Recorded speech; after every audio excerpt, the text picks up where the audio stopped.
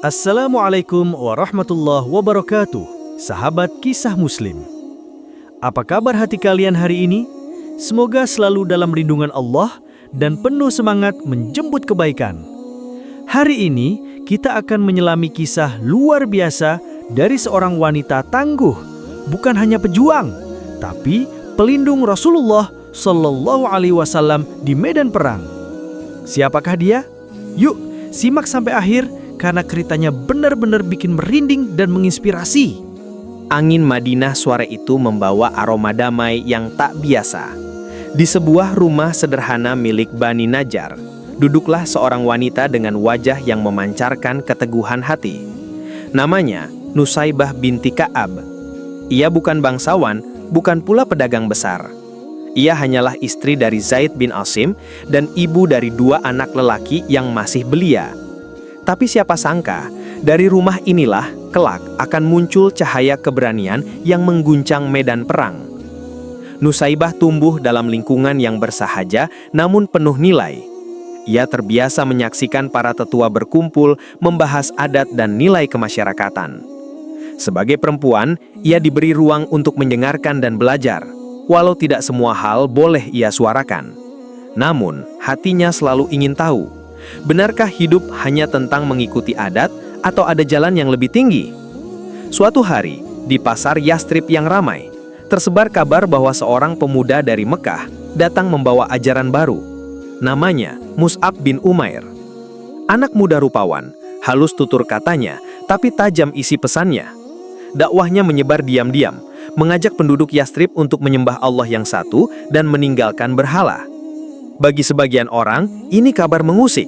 Tapi bagi hati-hati yang haus kebenaran, seperti hati Nusaybah, ini adalah panggilan. "Suamiku," kata Nusaybah pada Zaid suatu malam, "ada sesuatu yang ingin aku pelajari.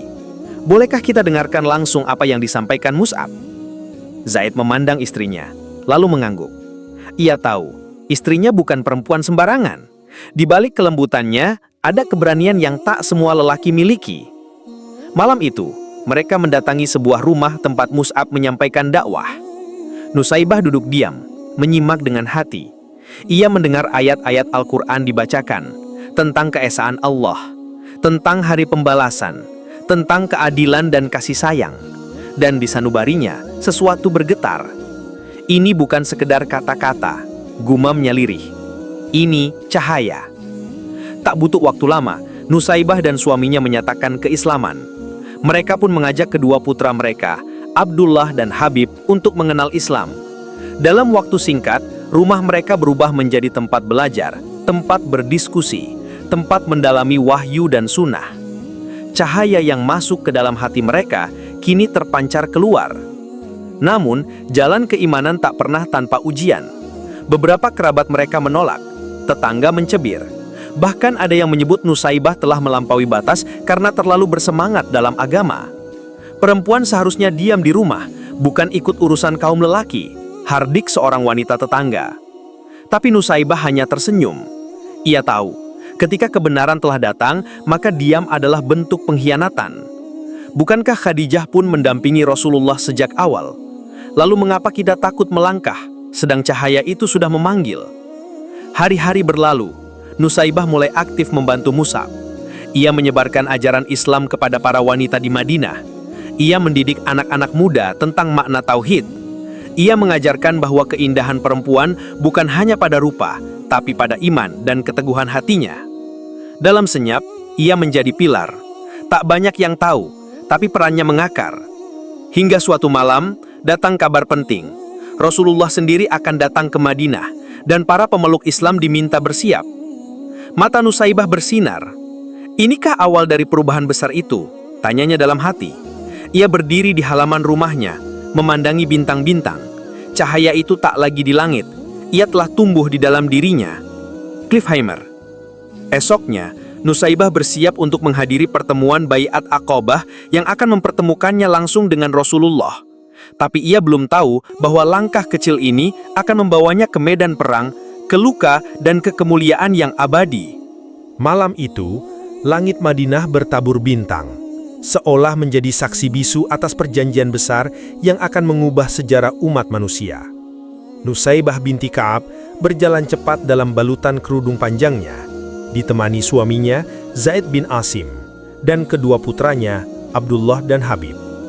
Mereka menuju Bukit Aqobah, tempat pertemuan rahasia antara utusan Madinah dan Rasulullah Shallallahu Alaihi Wasallam akan berlangsung. Hatinya berdebar, tapi bukan karena takut. Ada rasa haru, ada semangat yang bergemuruh di dalam dadanya.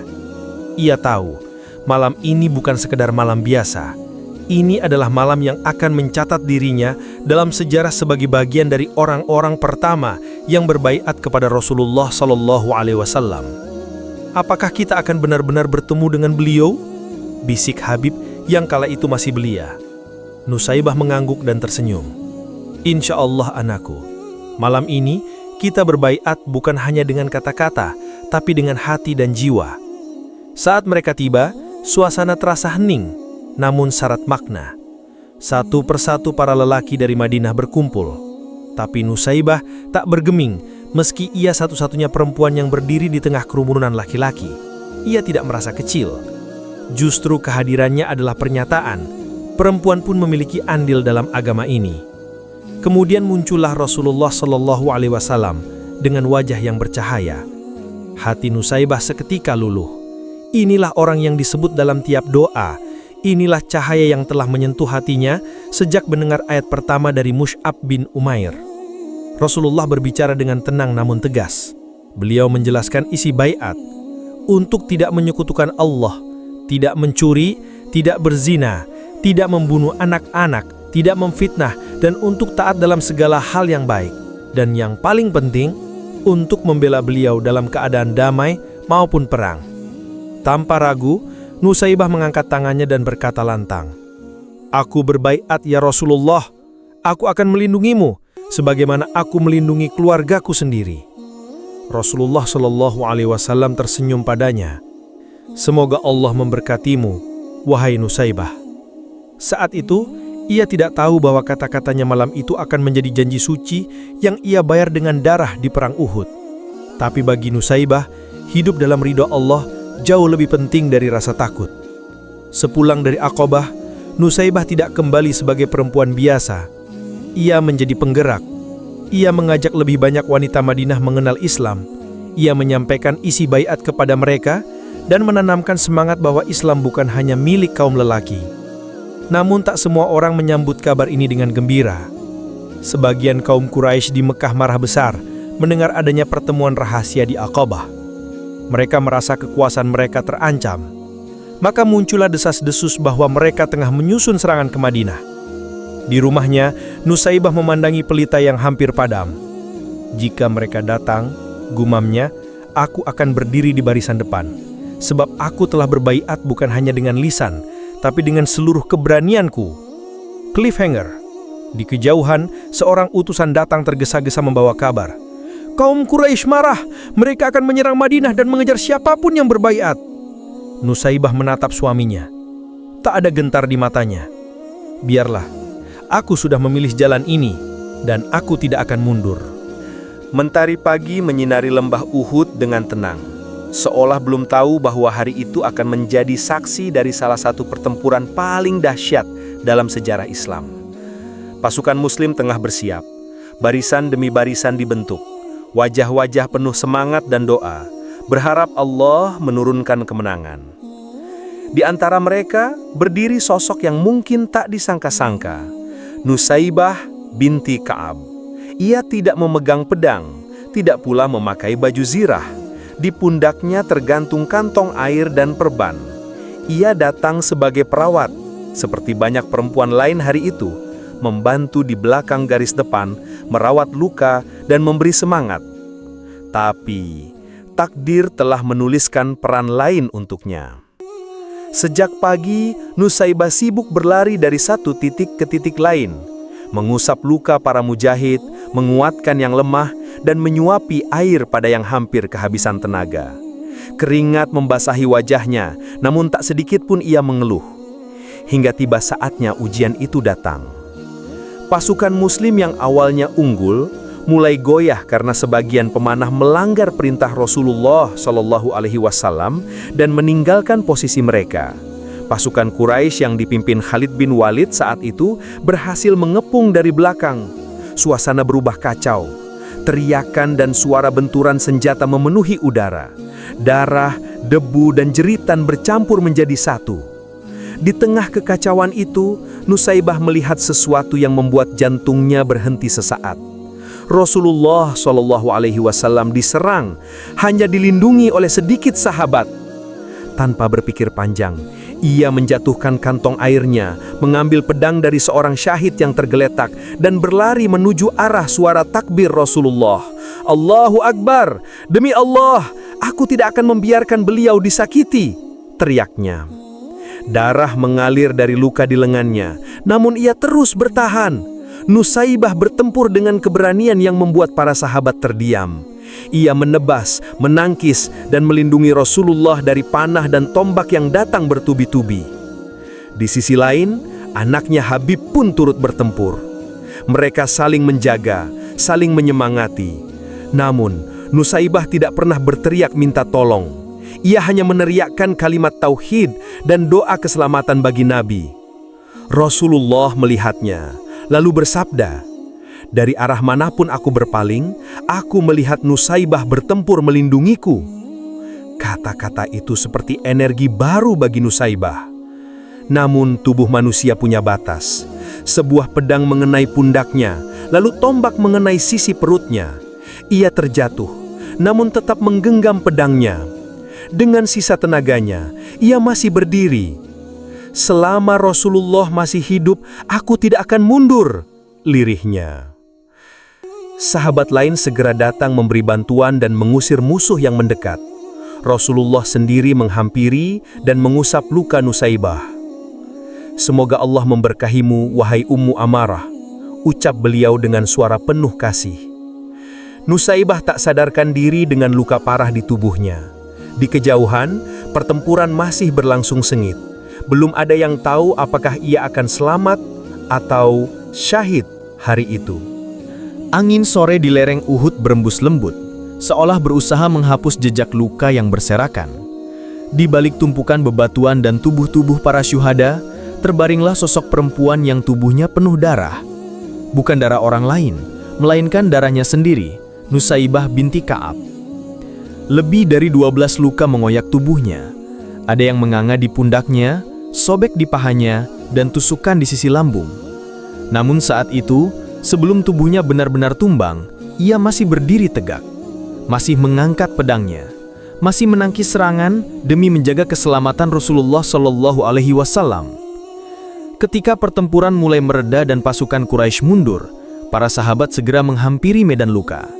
Rasulullah SAW berjalan cepat ke arah Nusaibah. Wajah beliau menyiratkan duka dan kagum yang dalam. Beliau bersimpu di sampingnya, lalu mengusap wajahnya yang berlumur debu dan darah. "Ya Allah," bisik Rasulullah SAW, "berkahi keluarganya dan sembuhkan lukanya. Ia telah melakukan apa yang tak mampu dilakukan oleh banyak lelaki." Nusaibah membuka matanya perlahan.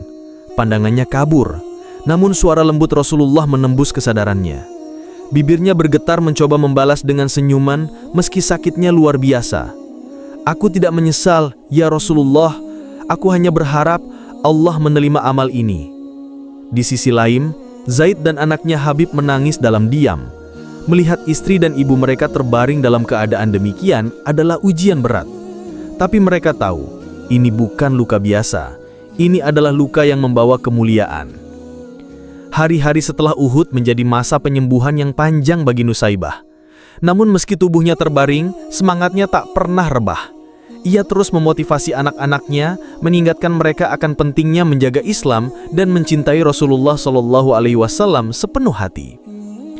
"Habib," katanya suatu pagi, "jika engkau melihat ke langit dan melihat matahari, ingatlah bahwa cahaya paling agung ada pada Rasulullah SAW.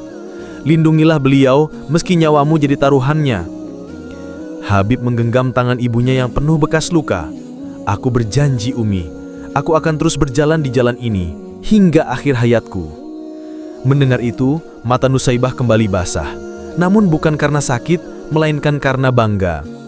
Ia tahu Cinta kepada Rasulullah SAW tidak diwariskan dengan kata-kata saja, tapi melalui darah, pengorbanan, dan teladan hidup. Malam itu, ia duduk bersandar di dinding rumah, menatap langit yang tenang. Luka di tubuhnya masih perih, namun jiwanya terasa damai. Di hadapan keluarganya, ia pun mengucapkan sebuah nazar. Demi Allah yang menghidupkan dan mematikan, aku bersumpah, aku, suamiku, dan anak-anakku akan selalu siap untuk Islam. Siapapun yang menyakiti Rasulullah telah menyakiti kami. Kami tak akan tinggal diam. Cliffhanger. Nazar itu menjadi titik tolak. Di waktu yang akan datang, keluarga ini akan kembali diuji dengan peristiwa yang lebih dahsyat. Dan Nusaibah tak pernah tahu bahwa pengorbanan berikutnya akan menuntut kehilangan yang jauh lebih besar dari sekedar luka di tubuh. Rumah kecil Nusaibah binti Ka'ab di Madinah tidak pernah sepi dari lantunan ayat-ayat Al-Quran dan semangat perjuangan. Setelah luka-lukanya dari perang Uhud mulai mengering, ia tidak memilih istirahat. Justru semangatnya semakin menyala, membakar seluruh keluarganya untuk terus berada di jalan Allah. Di antara semua anaknya, satu nama paling menonjol, Habib bin Zaid. Habib tumbuh sebagai anak yang pemberani, santun, dan penuh semangat dakwah. Ia meneladani ibunya bukan hanya dalam hal keberanian, tapi juga dalam keikhlasan. Sejak remaja, ia telah bergabung dengan pasukan-pasukan Islam dan menjadi juru dakwah yang gigih. Wajahnya lembut, namun tekadnya keras. "Umi," katanya suatu malam, "doakan aku bisa menjadi pelindung agama ini sebagaimana engkau melindungi Rasulullah." Nusaibah menatap anaknya penuh haru. "Habib, anakku, engkau adalah harapan. Tapi ingat, perjuangan ini tidak untuk mencari nama. Ini untuk mencari ridho Allah semata." Saat Nabi SAW wafat, banyak fitnah muncul di tanah Arab. Salah satu yang paling berbahaya adalah munculnya nabi-nabi palsu, di antaranya Musailamah Al-Kadzab di Yamamah. Ia menyebarkan kebohongan dan mengaku mendapat wahyu. Kekacauan pun meluas. Khalifah Abu Bakar Asy-Syiddiq mengirim utusan ke berbagai wilayah untuk menegaskan kebenaran Islam dan membantah para pemalsu wahyu. Habib bin Zaid termasuk dalam utusan yang dikirim ke Yamamah. Ia tahu tugas itu berbahaya, tapi ia tidak gentar. "Jika aku syahid di sana," katanya kepada ibunya sebelum berangkat, "doakan aku mati dalam keadaan membela kebenaran." Nusaibah menahan air mata, namun ia tak mencegah. "Pergilah anakku dan sampaikan kebenaran, walau nyawamu jadi taruhannya." Sesampainya di Yamamah, Habib berdiri tegak di hadapan Musailamah dan para pengikutnya. Ketika Musailamah bertanya, "Apakah kau bersaksi bahwa aku adalah utusan Allah?" Habib menjawab lantang, "Aku bersaksi bahwa Muhammad adalah utusan Allah." Musailamah murka.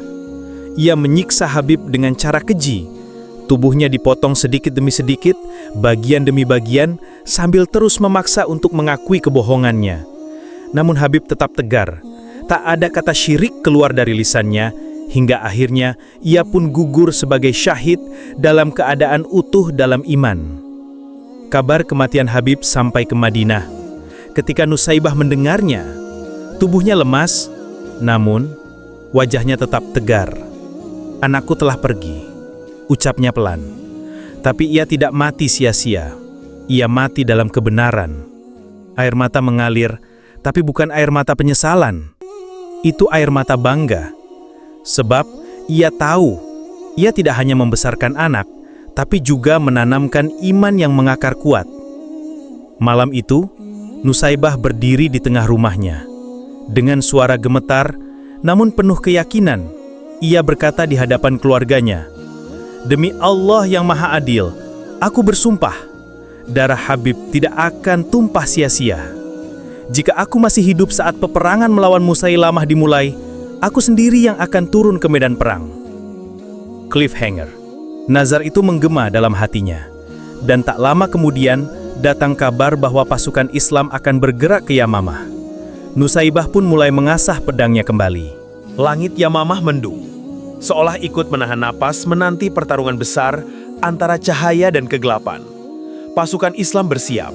Ratusan mujahid berdiri dalam barisan yang rapi, Mata mereka tertuju ke arah benteng Musailamah Al-Kadzab, nabi palsu yang telah menyebarkan kebohongan dan darah.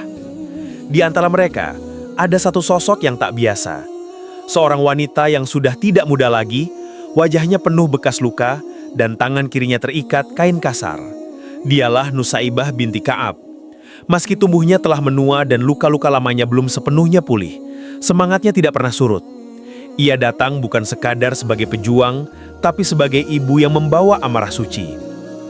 "Habib," bisiknya lirih saat menatap medan perang. "Hari ini Umi akan menunaikan janjinya." Para sahabat terkejut melihat Nusaibah berada di garis depan.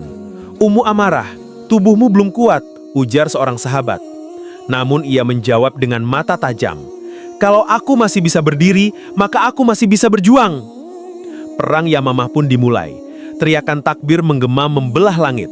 Pedang beradu, panah melesat, darah kembali mengalir dan bumi menjadi saksi atas pertarungan iman dan kebatilan.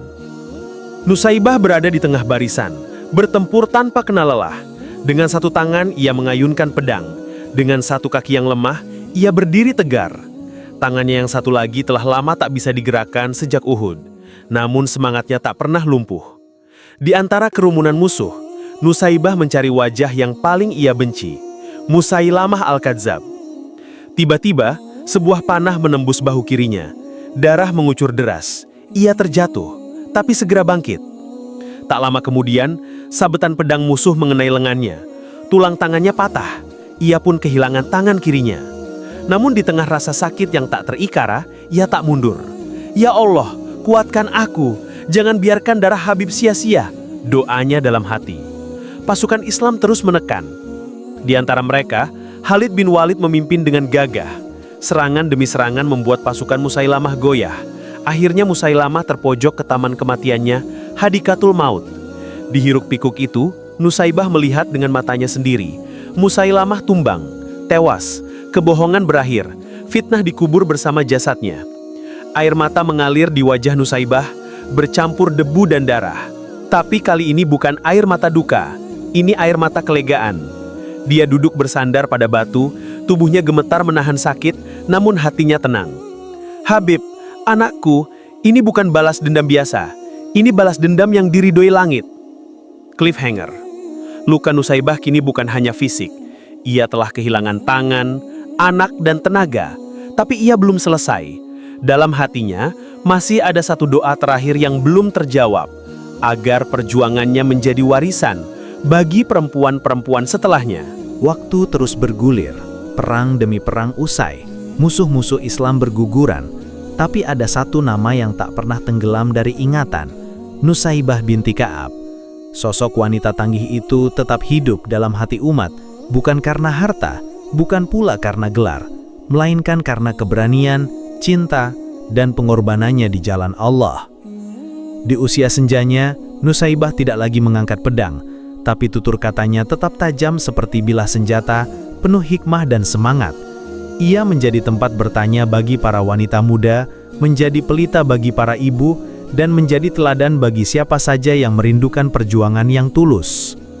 "Wahai Ummu Amarah," tanya seorang gadis muda suatu hari, "apakah engkau tidak menyesal memilih jalan jihad dan kehilangan banyak hal?" Nusaibah tersenyum, matanya menatap jauh ke ufuk. "Anakku, kehilangan itu hanya terasa jika engkau mencintai dunia. Tapi jika hatimu mencintai Allah dan Rasul-Nya, maka setiap luka adalah kehormatan, dan setiap air mata adalah kesaksian." Kisah tentang dirinya mulai menyebar dari Madinah ke seluruh penjuru negeri Islam. Anak-anak diajarkan tentang perempuan yang berdiri melindungi Rasulullah Shallallahu Alaihi Wasallam di tengah medan perang. Para ibu menyebut namanya dalam doa agar putri-putri mereka tumbuh sekuat Nusaibah. Bahkan para pemuda pun mengakui keberaniannya setara dengan para panglima. Masjid-masjid menceritakan tentang pengorbanannya, majelis-majelis ilmu menyanjung keteguhan hatinya, dan dalam tiap syair-syair tentang kepahlawanan, namanya disebut dengan hormat. Namun bagi Nusaibah sendiri, semua itu tak berarti apa-apa. "Aku tidak butuh dipuja," ucapnya pelan pada keluarganya. "Cukuplah Allah tahu bahwa aku tidak diam saat Rasulullah diserang. Cukuplah hatiku tahu bahwa aku mencintai agama ini lebih dari diriku sendiri." Hari-harinya dihabiskan dengan berzikir, mengajarkan ilmu kepada wanita-wanita muda, dan mengulang kisah perjuangannya sebagai pelajaran, bukan untuk kebanggaan. Ia selalu mengingatkan bahwa jihad bukan hanya di medan perang, tapi juga di dalam rumah, dalam pendidikan, dan dalam menjaga akhlak. Malam itu, tubuhnya yang renta mulai melemah. Nusaibah merasa waktunya di dunia hampir habis. Ia meminta untuk ditemani anak-anak dan cucu-cucunya. Dengan suara lemah namun penuh detar iman, ia mengucapkan sebuah doa yang menjadi warisan terbesar dari hidupnya. Ya Allah, Engkau telah memberiku kekuatan untuk mencintai Rasul-Mu dengan seluruh jiwaku. Engkau telah memberi keberanian padaku untuk berdiri ketika banyak yang jatuh. Kini sebelum aku berpulang, aku hanya memohon satu hal. Jangan biarkan umat ini melupakan peran wanita dalam perjuangan agamamu. Tangis pecah di sekelilingnya, tapi wajah Nusaibah tetap damai. Ia telah menjalani hidupnya dengan penuh makna. Ia telah menulis sejarah, bukan dengan pena, tapi dengan darah, air mata, dan iman yang tak pernah goyah. Cliffhanger, malam itu menjadi malam sunyi yang penuh berkah. Tak ada yang tahu kapan tepatnya Nusaibah menghembuskan napas terakhir, tapi yang pasti, namanya tidak pernah mati. Sebab keteladanan sejati, hidup lebih lama dari usia manusia. Waktu telah lama berlalu, sejak debu perang Uhud dan Yamamah mereda. Namun nama Nusaibah binti Ka'ab tetap menyala, seperti lentera yang tak pernah padam di tengah malam yang pekat. Ia bukan sekadar sosok dari lembaran sejarah, melainkan ruh dari perjuangan perempuan dalam Islam yang terus hidup dari zaman ke zaman. Kini, di majelis-majelis ilmu, para guru menyebut namanya dengan penuh hormat. Di kelas-kelas tahfiz, para santri perempuan mengangkat kepala ketika mendengar kisahnya. Di rumah-rumah, ibu-ibu menceritakan kepahlawanan Nusaibah kepada anak-anaknya sambil berkata, "Inilah wanita sejati yang mencintai Rasulullah lebih dari dirinya sendiri." Bahkan, di tengah dunia modern yang semakin bising, kisah Nusaibah menjadi inspirasi. Para muslimah yang mengenakan hijab dengan bangga, para ibu yang mendidik anak-anak mereka dalam iman, dan para aktivis dakwah yang berdiri membela kebenaran, semuanya membawa semangat yang diwariskan dari wanita pejuang itu. Di balik layar zaman, ada percikan semangat yang diwariskan, keberanian untuk membela kebenaran, kekuatan untuk berdiri di tengah badai, dan cinta kepada Rasulullah Shallallahu Alaihi Wasallam yang tidak tergoyahkan. Bila hari ini kita bisa melihat perempuan muslimah berdiri di mimbar ilmu, di garis depan dakwah, di medan sosial dan pendidikan, maka salah satu cahaya yang menuntun mereka adalah cahaya dari perjuangan Nusaibah. Seorang guru di Madinah berkata kepada murid-muridnya, "Jika kalian ingin tahu bagaimana Islam memuliakan wanita, lihatlah Nusaibah. Ia bukan hanya pelengkap, tapi pelindung. Ia bukan hanya ibu, tapi pejuang." Allah berfirman, "Sesungguhnya laki-laki dan perempuan yang muslim, laki-laki dan perempuan yang mukmin, laki-laki dan perempuan yang taat, Allah telah menyediakan untuk mereka ampunan dan pahala yang besar." Quran Surah Al-Ahzab ayat 35. Dan Rasulullah Shallallahu Alaihi Wasallam bersabda, "Sebaik-baik wanita dari umatku adalah wanita yang tabah, yang mendukung suaminya dalam kebaikan dan menjaga dirinya serta hartanya." Hadis riwayat Tobroni. Nusaibah adalah pengejauhan tahan dari ayat dan hadis itu. Ia hidup bukan untuk dikenang, tapi untuk menjadi contoh. Ia tidak pernah meminta nama besarnya dicatat, tapi Allah sendiri yang mengangkat derajatnya melalui lisan para ulama dan hati para mujahidah. Pada akhirnya, perjuangan Nusaibah bukan tentang senjata atau luka, tapi tentang cinta yang dalam kepada Allah dan Rasul-Nya. Cinta yang membawanya berdiri saat semua orang lari. Cinta yang membuatnya tersenyum meski kehilangan anak, tangan, dan tenaga. Kini, saat umat Islam menatap tantangan zaman, kisah Nusaibah adalah pelita. ia menyampaikan pesan kepada setiap wanita, "Jadilah cahaya, jangan menunggu terang datang dari orang lain, karena engkau, wahai muslimah, adalah penjaga cahaya Islam di rumahmu, di komunitasmu, di zamanmu."